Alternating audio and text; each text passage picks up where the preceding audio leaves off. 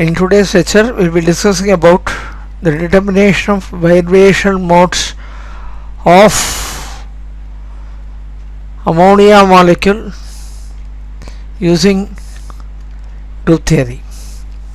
There are three main steps involved. The first step involves writing the reducible representation. The second step involves reducing the reducible representation using reduction formula, and the third step involves assigning the vibrational modes. First, writing the reducible representation, we write the structure of the molecule. Structure of the molecule of ammonia is trigonal pyramidal. The nitrogen is at the apex of the pyramid. The three hydrogen atoms form the corners of the triangular base. The point group is C3b. The symmetry operations are E, C3 and sigma b. First, we have to write the basis for the molecule. Each atom is associated with three vectors. Three vectors represent the three coordinates of space x, y and z. During vibration, the position of the atom changes. When the position of the atom changes, the coordinates will also change, and that is why each atom is associated with three vectors. There are totally 4 atoms in ammonia, NH3, and the total number of modes will be 3 into the number of atoms, 3 into 4, which is equal to 12. Total number of modes in ammonia is 12. Now the character of reducible representation is determined by performing the symmetry operations, namely E, C3 and sigma v on the basis, and finding out the number of unshifted atoms. Character of the reducible representation will be equal to number of atoms unshifted into factor for the particular operation. First, we will consider the operation V is identity, and identity is the operation of doing nothing, so all the atoms will remain unshifted. So number of unshifted atoms will be equal to 4. The factor for the operation is 3, and the character of reducible representation is 4 into 3 equal to 12. The factor 3 comes out like this. That is, for identity the transformation matrix is like this, and the sum of the diagonal elements will be 1 plus 1 plus 1, and that is equal to 3, and that is why you get the factor as 3. The next operation is C3. C3 axis passes through the nitrogen atom. The C3 operation is rotation through 120 degrees, and whatever atom that lies on the axis, it will remain unshifted. All the other atoms will get shifted. This will come here, this will come here, and this will come here. But the nitrogen atom will remain unshifted, and so the number of unshifted atoms is equal to 1. Let us look at the factor for C3. Factor for C3 is given as 0. We will briefly see how we get this factor. For Cn in general, the matrix will be somewhat like this: cos theta, the diagonal elements will be cos theta, and 1, and all the other elements will not be 0. Some of the elements will be 0, some of them will be other trigonometric terms. The diagonal is cos theta, 1, and so character is the sum of the diagonal elements, and it will be 2 cos theta plus 1. For C3 the angle is 120 degrees, and so it will be 2 cos 120 degree plus 1. It will be 2 into cos 120 is minus half. Cos 120 is minus half. 2 into minus half plus 1. That will be 0, and that is why the factor is 0.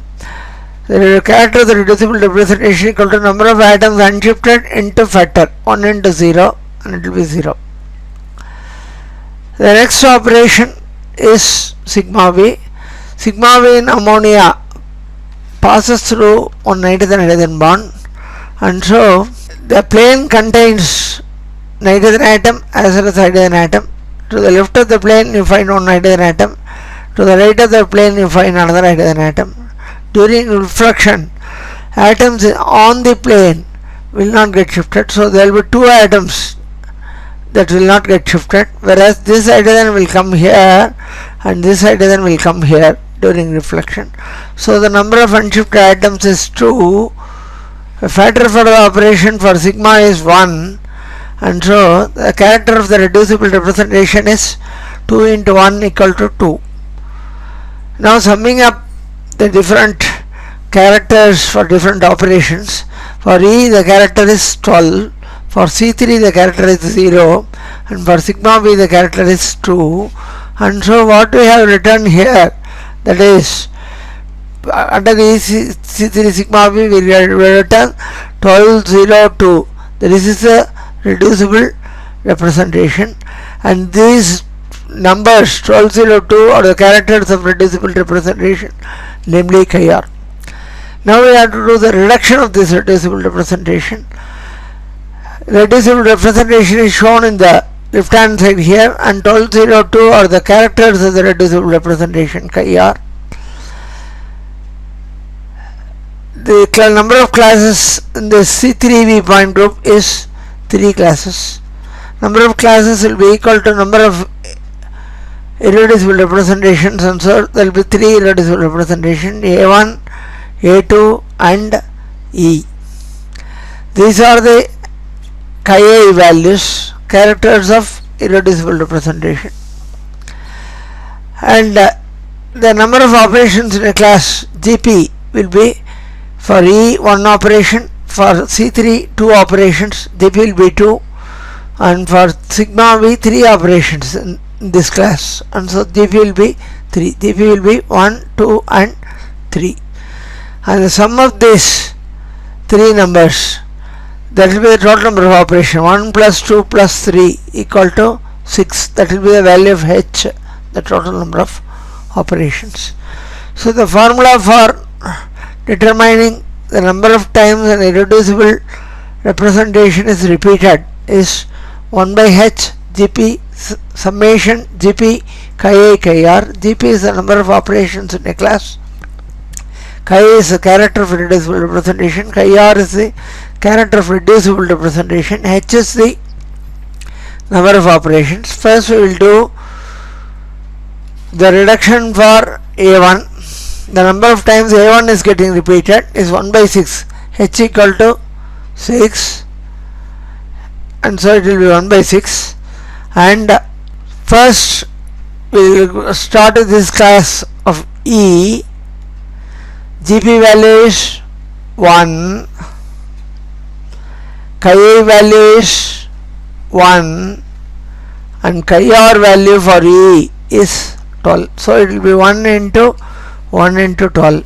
So the first term we see that it is 1 into 1 into 12. In the second, when we come to the second operation 2C3, GP is 2, chi is 1, for C3 chi r is 0, so it will be 2 into 1 into 0, and here it is written as 2 into 1 into 0. When we come to the third class 3 sigma b, GP is 3, and under that against A1 chi A is 1, and in reducible representation against sigma b chi r is 2, and so values are correct. And now if we do the calculation, we will get the value as 3. That means A1 is repeated 3 times. Next is A2. We come to the second row, A2, second irreducible representation. Now we have to take the chi A values opposite A2, 1, 1, minus 1 as chi A. GP will be 1, 2, 3. There is no change in it. Chi R will be 12, 0, 2. there is no change in it. And using this, if you calculate the number of times A2 is repeated, comes out 1. A2 is getting repeated 1 time.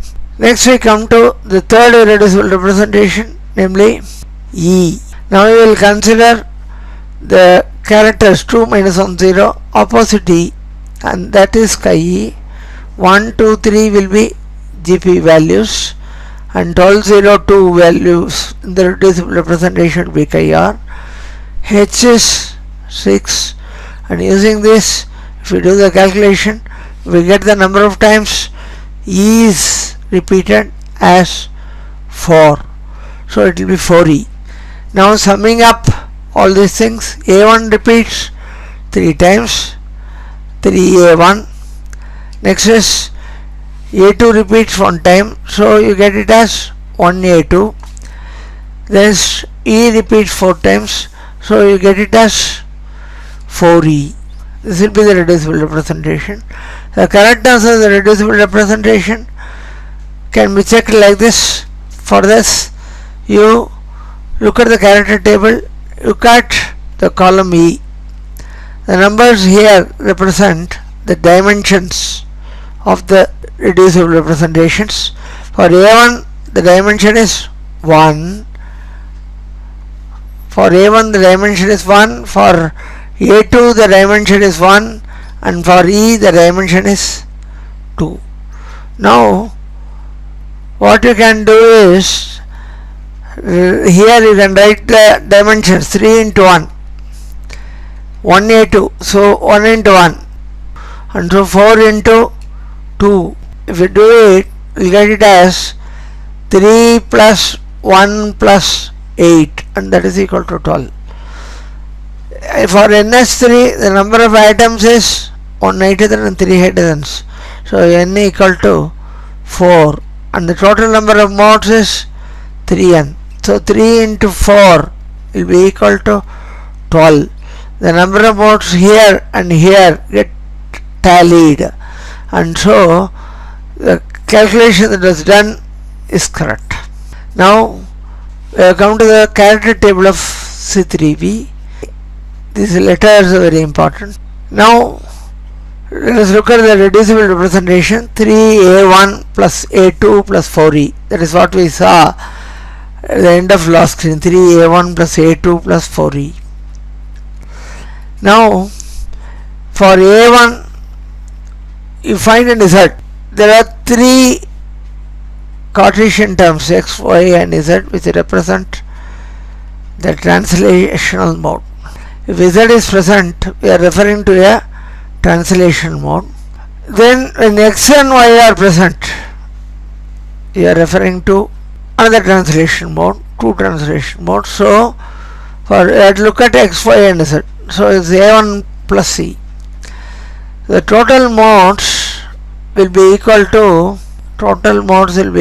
translation modes plus rotational modes plus vibration modes, and so vibration mode will be equal to, take the other 2 terms to the left side, you will get total mode minus translation mode minus rotation mode. That is why we have written it as minus A1 and minus C. Now we are going to the rotation modes.